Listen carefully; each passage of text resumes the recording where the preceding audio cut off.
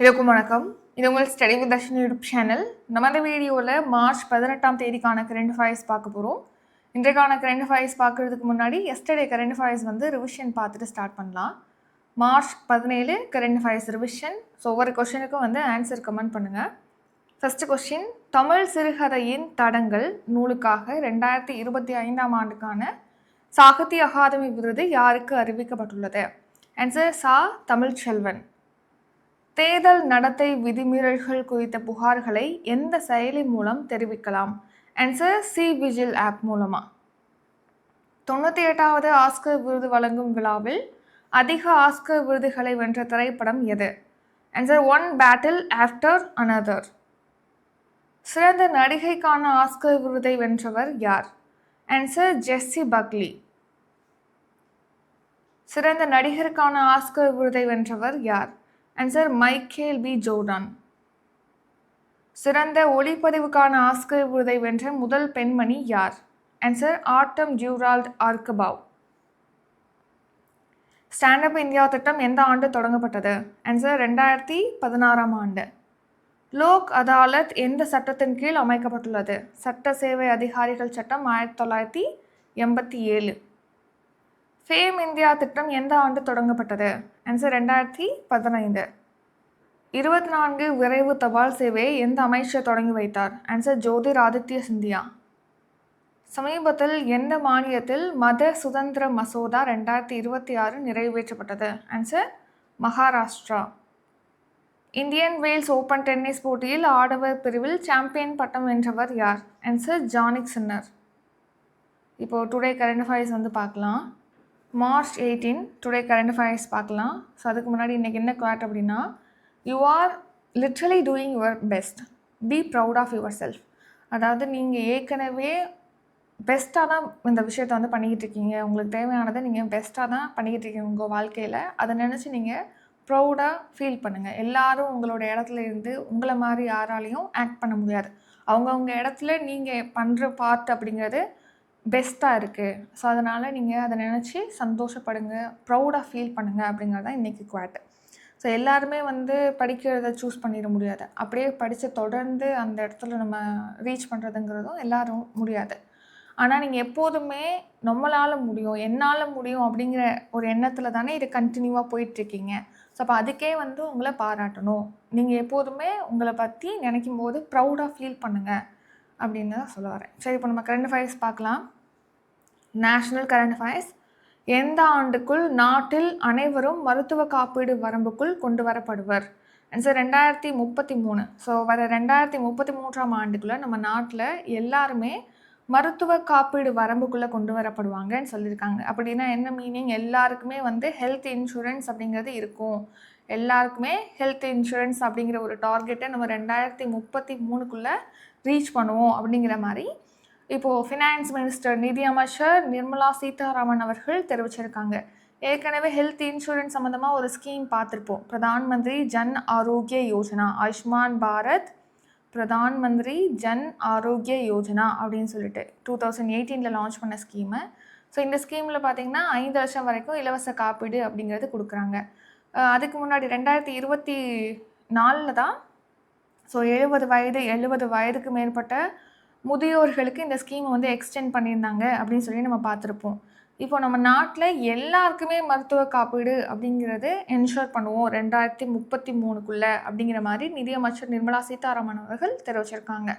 So 2024-25 58 கோடி பேருக்கு காப்பீடு வழங்கப்பட்டிருக்கு அப்படின்னு சொல்லி தெரிவிச்சிருக்காங்க. அடுத்த முத்ரா திட்டம். இந்த ஸ்கீம் என்னது? எம்எஸ்எம்இ நிறுவனங்களுக்கு அப்படின்னு சொல்லி நம்ம பார்த்துருப்போம். மைக்ரோ ஸ்மால் மீடியம் என்டர்பிரைசஸ், குறு சிறு நடுத்தர நிறுவனங்கள் பார்த்துருப்போமா? இது எப்போ ஸ்டார்ட் பண்ணாங்க? 2015 ஏப்ரல் 8 ஸ்டார்ட் பண்ணியிருப்பாங்க. இந்த குறு சிறு நடுத்தர நிறுவனங்களுக்கு கடன் உதவி வழங்கணும் அப்படிங்கிறதுக்காக இந்த ஸ்கீம் செயல்படுத்தப்படுது. எந்த மினிஸ்ட்ரியின் கீழ் இந்த ஸ்கீம் வருதுன்னா நிதி அமைச்சகம். So short form fill form பார்க்கணுன்னு சொல்லியிருந்தேன் இல்லையா? பிரதான் மந்திரி முத்ரா யோஜனா, அதுதான் ஷார்ட்டாக PMMY அப்படின்னு சொல்கிறோம். ஸோ எவ்வளோ லட்சம் ரூபாய் வரைக்கும் பிணை இல்லாமல் கடன் கொடுக்குறாங்க அப்படின்னா 2 லட்சம் ரூபாய் வரைக்கும் பிணை இல்லாத கடன் கொடுக்குறாங்க. இதுக்கு முன்னாடி இது 10 லட்சமாக இருந்துச்சு. 4 கேட்டகரி இருக்குது இந்த முத்ரா திட்டத்தில். சிஷு, கிஷோர், தருண், அப்புறம் தருண் ப்ளஸ். சிஷு பிரிவில் 50,000 ரூபாய் வரைக்கும் கடன் கொடுக்குறாங்க. கிஷோர் பிரிவில் 50,000 ரூபாயிலேருந்து 5 லட்சம் ரூபாய் வரைக்கும். தருண் பிரிவில் 5 லட்சத்துலேருந்து 10 லட்சம் வரைக்கும். தருண் ப்ளஸில் 20 லட்சம் ரூபாய் வரைக்கும் கடனானது கொடுக்குறாங்க. இந்த பிரதமருடைய முத்ரா திட்டத்தில் பார்த்தீங்கன்னா 15.50 லட்சம் கோடி கடன் வழங்கப்பட்டிருப்பதாக தெரிவிச்சிருக்காங்க. இந்த கடன் தொகையில் 65% வந்து பெண் தொழில் முனைவோருக்கு அளிக்கப்பட்டிருக்கு. பெண்களுக்கு பர்டிகுலராக கொடுத்துருக்காங்க இவ்வளோ பேருக்கு. அடுத்ததான் நேஷ்னல் கரண்ட் அஃபேர்ஸ். தேசிய நெடுஞ்சாலை ஆணையம் எந்த ஆண்டு தொடங்கப்பட்டது? ஆன்சர் 1995. ஸோ 1995ஆம் ஆண்டு தான் இந்த தேசிய நெடுஞ்சாலை ஆணையம் அப்படிங்கிறது அமைக்கப்பட்டது. இப்போ எதுக்காக இந்த தேசிய நெடுஞ்சாலை ஆணையம் பற்றி பார்க்குறோம்? இது வந்து ஒரு சட்டப்பூர்வ அமைப்பு. 1988 இயற்றப்பட்ட சட்டத்தின் மூலமாக தான் தேசிய நெடுஞ்சாலை ஆணையம் அப்படிங்கிறது உருவாக்கப்பட்டது. ஸோ இந்த தேசிய நெடுஞ்சாலை ஆணையம் பார்த்திங்கன்னா இப்போது இந்த சுங்கச்சாவடிகள், டோல்கேட்ஸ்லாம் நெடுஞ்சாலைகளில் போகும்போது அங்கங்கே இருக்கும். நம்ம வண்டியை ஸ்டாப் பண்ணி அந்த கட்டணத்தை, சுங்க சாவடிக்கான கட்டணத்தை வந்து வழங்கிட்டு தானே நம்ம அதை கிராஸ் பண்ணி போகிற மாதிரி இருக்கும். ஸோ அந்த மாதிரி தனியார் வாகனங்களுக்காக ஃபாஸ்டேக் அப்படிங்கிறது இன்ட்ரடியூஸ் பண்ணியிருப்பாங்க. ஃபாஸ்ட்டாக வந்து அந்த டோல்கேட்ஸை கடந்து போகிறதுக்காக அந்த வாகனத்தோட முன்னாடியே வந்து ஃபாஸ்டேக் ஒட்டியிருப்பாங்க. ஃபாஸ்டேக் ரீடர் மூலமாக நீங்கள் அதை சுங்கச்சாவடியை கடக்கும்போது பணம் வந்து அதோட அட்டாச் பண்ண அக்கௌண்ட்லேருந்து கட் ஆயிரும். அப்படி வந்து ஃபாஸ்டேக் வந்து இன்ட்ரடியூஸ் பண்ணியிருப்பாங்க. இது எதுக்காகனா அங்கே சுங்கச்சாவடிகளில் வாகனங்கள் லைனில் ரொம்ப நேரம் நிற்கிறத தவிர்க்கலாம். இன்னொன்று அப்போது ஸ்டாப் பண்ணி இருக்கும்போது அந்த வண்டியில் எப்போதுமே இன்ஜின் ஆனில் தானே இருக்கும். அப்போ பெட்ரோல் கன்சியூம் ஆகும், எரிபொருள் கன்சியூம் ஆகும். ஸோ அந்த வேஸ்டேஜை வந்து குறைக்கலாம். காலதாமதம், இந்த தகராறுகள் நடக்கிறது இதெல்லாமே வந்து குறைக்க முடியும் அங்கே. அதுக்கு ஃபாஸ்டேக் ரொம்ப ரொம்ப யூஸ்ஃபுல்லாக இருந்துச்சு. ஸோ இப்போ இந்த ஃபாஸ்டேக் அட்டை இருக்கு இல்லையா, அதோட கட்டணம் இப்போ நீங்கள் 1 இயருக்கு சப்ஸ்கிரிப்ஷன் மாதிரி போட்டுக்கலாம். ஃபாஸ்டேக்லேயே 3000 ரூபா ஒரு வருஷத்துக்கு கட்டணும் அப்படின்னா 200 தடவை நீங்கள் டோல்கேட்ஸை வந்து ஃபாஸ்ட்டாக கடந்து போயிடலாம். இல்லைனா ஓராண்டுக்கு 2 வந்து 2 முறை 200 முறை கடந்துட்டாங்க அப்படின்னா மறுபடியும் புதுப்பிக்கணும், அந்த ஃபாஸ்டேக் அட்டையை வாங்கணும். ஸோ அந்த மாதிரி இப்போ கட்டணத்தை வந்து இன்க்ரீஸ் பண்ணிட்டாங்க. 3000 ரூபாயாக இருந்துச்சு இதுக்கு முன்னாடி. இப்போ 3075 ரூபாயாக ஏப்ரல் 1லேருந்து இந்த கட்டணமானது இருக்கும் அப்படின்னு சொல்லி தெரிவிச்சிருக்காங்க. அதனால தான் அதை பற்றி பார்க்குறோம். அடுத்து science and tech. Bharat taxi செயலி எத்தனை கூட்டுறவு நிறுவனங்களால் அறிமுகப்படுத்தப்பட்டது? ஆன்சர் 8 கூட்டுறவு நிறுவனங்கள் பார்த்தீங்கன்னா இந்த பாரத் டாக்ஸி செயலியை வந்து தொடங்கியிருக்காங்க. இதை ரீசெண்டாக வந்து மத்திய உள்துறை அமைச்சர் அமித்ஷா அவர்கள் லான்ச் பண்ணியிருந்தாங்கன்னு சொல்லிட்டு நம்ம பார்த்துருப்போம். ஸோ இது வந்து government supported taxi platform in India. இது வந்து அரசோட உதவியோட கூட்டுறவு நிறுவனங்களால் 8 கூட்டுறவு நிறுவனங்களால் தொடங்கப்பட்டிருக்கு. இப்போ நம்ம பார்க்குறோம் இல்லையா, நிறையா அந்த ஆப் இருக்குது இல்லையா, ஓலா ஆட்டோ, அப்புறம் ராப்பிடோ, இந்த மாதிரி நிறைய ஆப் இருக்குது இந்த மாதிரி உங்களுக்கு வாகன சேவைகளை வழங்குறதுக்காக. அந்த ஆப்பை நீங்கள் வந்து இன்ஸ்டால் பண்ணிவிட்டு இந்த இடத்துக்கு போகணும் அப்படின்னு சொல்லிட்டு ஒரு கேபை வந்து புக் பண்ணலாம், ஆட்டோ புக் பண்ணலாம். அந்த மாதிரி வசதியானது இருக்குது. அது வந்து ப்ரைவேட்டில் வந்து அந்த மாதிரி வசதிகளை இப்போ ப்ரொவைட் பண்ணுறாங்க. இப்போ கவர்மெண்ட் சப்போர்ட்டோட 8 கூட்டுறவு நிறுவனங்கள் இணைஞ்சு, என்னென்ன நிறுவனங்கள் அப்படின்னு பார்த்தீங்கன்னா இஃப்கோ, அப்புறம் நபார்டு, என்சிடிசி, இந்த மாதிரி ஒரு 8 கூட்டுறவு நிறுவனங்கள் இணைஞ்சு பாரத் டாக்ஸி செயலியை வந்து இன்ட்ரடியூஸ் பண்ணியிருக்காங்க. இதில் கமிஷன் இருக்காது. அந்த ராப்பிடோ, ஓலா ஆப்லாம் யூஸ் பண்ணுறீங்க அப்படின்னா அதுக்கு கமிஷன் கட் பண்ணுவாங்க. இதில் கமிஷன் கிடையாது. ஓட்டுநருக்கு எவ்வளோ தொகை வந்து அந்த பயனர் கொடுக்குறாரோ அந்த தொகை அவருக்கு, அதாவது டைரக்ட் கனெக்ஷன் இருக்கும் ஓட்டுநருக்கும் அந்த பயனாளிக்கும் இடையே வந்து ஒரு டைரக்ட் கனெக்ஷன் அப்படிங்கிறது இருக்கும். ஸோ ஒரு சில நகரங்களில் மட்டும் இப்போ தொடங்கியிருக்காங்க. February 5th வந்து லான்ச் பண்ணியிருப்பாங்க. பாரத் டாக்ஸி தளத்தில் 21.34 லட்சம் பயனர்களும் 2.31 லட்சம் ஓட்டுநர்களும் இப்போ பதிவு செஞ்சுருப்பதாக அமித்ஷா தெரிவிச்சிருக்காங்க. அதனால தான் இதை பற்றி பார்க்குறோம். ஏற்கனவே இந்த ஆப்பை பற்றி பார்த்துருப்போம். இந்த கூட்டுறவு நிறுவனங்கள் அப்படின்னு பார்க்குறோம் இல்லையா, கூட்டுறவு நிறுவனங்கள்னால் என்ன? அதாவது இப்போது ஒரு ஏரியாவில் பார்த்திங்கன்னா ஒரு பால்காரர் இருக்கார் அப்படின்னா அவர் என்ன பண்ணுவார், பால் வந்து கறந்து அவர் வீட்டுக்கு உபயோகம் போக வெளியில் வந்து விற்பனை செய்கிறாரு அப்படின்னா அவருக்கு ஒரு குறிப்பிட்ட லாபம் வரும். ஸோ அதை வந்து பெருசாக எக்ஸ்பேண்ட் பண்ணுறது அப்படிங்கிறது ஒரு ஆளாக பண்ணும்போது சிரமமாக இருக்கும். ஸோ இப்போது 2-3 10க்கு மேற்பட்ட பால்காரர்கள் வந்து என்ன முடிவு பண்ணுறாங்கன்னா, நம்ம வீட்டு உபயோகம் போக மீதி உள்ள எல்லா பாலையும் ஒன்றா சேர்த்து பால் பாக்கெட்டாக போட்டு அது நல்லா விற்பனை செஞ்சோன்னா இது இன்னும் பெருசாகும் அப்படின்னு நினச்சி 10 அல்லது அதுக்கு மேற்பட்டவங்க சேர்ந்து ஒரு நிறுவனத்தை ஃபார்ம் பண்ணலாம். அதான் வந்து இந்த கூட்டுறவு நிறுவனம். ஸோ அதில் வந்து இப்போது ஏங்கிற நபர் வந்து 20 லிட்டர் வந்து கான்ட்ரிபியூட் பண்ணியிருக்காரு, பிங்கிறவர் வந்து 10 லிட்டர் கான்ட்ரிபியூட் பண்ணியிருக்காரு அப்படிங்கிற பட்சத்தில் இந்த மாதிரி ஏபிசிடின்னு சொல்லிட்டு ஒரு 10க்கு மேற்பட்டவங்க இருக்காங்க. அவங்க எவ்வளோ கான்ட்ரிபியூட் பண்ணியிருக்காங்களோ அதுக்கேற்ற மாதிரி அவங்களுக்கு அந்த தொகைங்கிறது ஈக்குவலாக ஷேர் பண்ணிக்குவாங்க. ஸோ அதுதான் வந்து கூட்டுறவு நிறுவனம் அப்படிங்கிறது இப்படி தான் ஒர்க் ஆகுது. ஸோ நெக்ஸ்ட் வந்து சயின்ஸ் அண்ட் டெக்கு. போட்டித் தேர்வுக்கு தயாராவதற்கு இலவசமாக அறிமுகப்படுத்தப்பட்ட செயலி எது? ஆன்சர் சதி. ஸோ இப்போது போட்டித் தேர்வுக்கு தயாராகிறாங்க இல்லையா, ஜேஇ, அப்புறம் நீட்டு, அடுத்து கியூட்டு, இந்த மாதிரி எக்ஸாம்க்கெலாம் தயாராகிறாங்க இல்லையா, அவங்களுக்கு பயனளிக்கும் வகையில் இலவசமாக இப்போ சதி அப்படிங்கிற ஒரு செயலிங்கிறது தொடங்கியிருக்காங்க.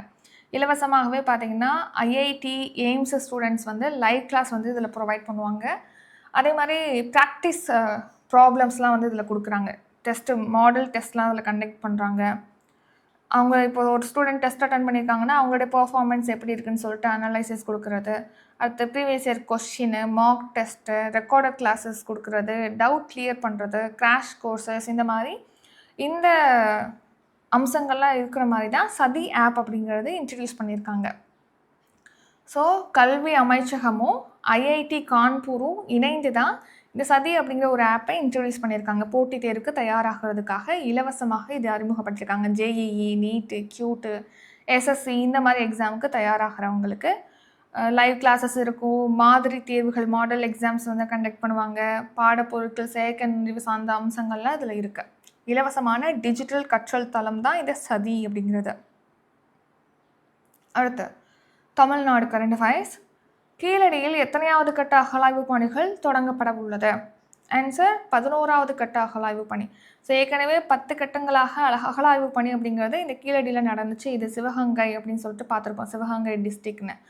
இந்த கீழடியில் இப்போ 11வது கட்ட அகழாய்வு பணி நடக்கிறதுக்கு இப்போ மத்திய அரசு ஒப்புதல் அளிச்சிருக்காங்க. ஸோ அது மட்டும் இல்லாமல் தமிழ்நாட்டில் ஒரு 8 இடங்களில் இந்த அகழாய்வு பணி நடக்கிறதுக்கு இப்போது தொல்லியல் துறை வந்து ஒப்புதல் அளிச்சிருக்கு. ஸோ மத்திய தொல்லியல் துறை.